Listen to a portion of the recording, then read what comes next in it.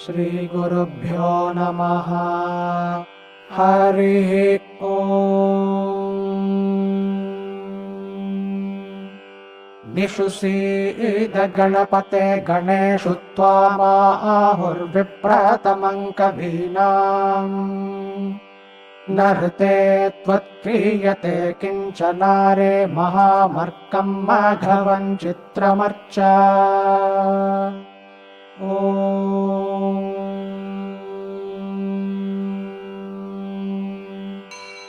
निषुसु निषुसीद सीदसु निषुसीद सुसीद सीदसु सुसीद गणपते गणपते सीदसु सुसीद गणपते सीद गणपते गणपते सीद सीद गणपते गणेशो गणेशो गणपते सीद सीद गणपते गणेशो गणपते गणेशो गणेशो गणपते गणपते गणेषु त्वां त्वां गणेशो गणपते गणपते गणेषु त्वां गणपत इति गणपते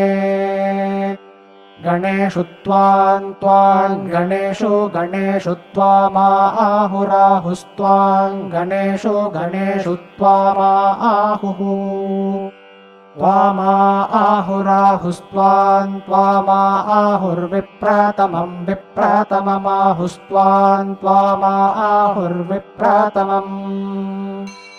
आहुर्विप्रतमं विप्रतममाहुराहुर्विप्रतमं कवीनां कवीनां विप्रतममाहुराहुर्विप्रतमं कवीनां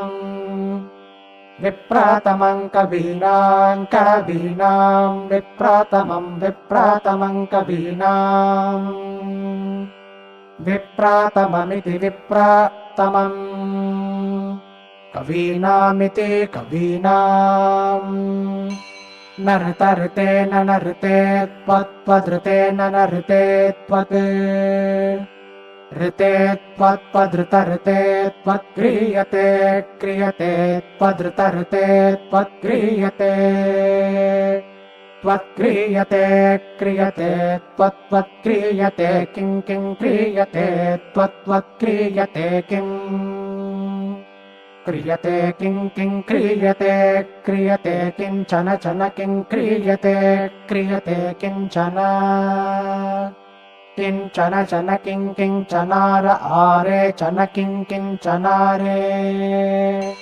चनार आरे चन चनारे महां महामारे चन चनारे महां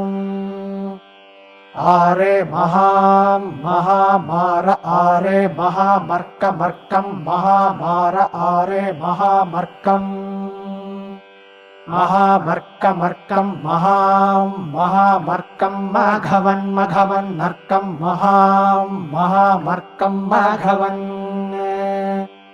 अर्कं माघवन्मघवन्नर्कमर्कं माघवन् चित्रं चित्रं माघवन्नर्कमर्कं माघवन् चित्रम्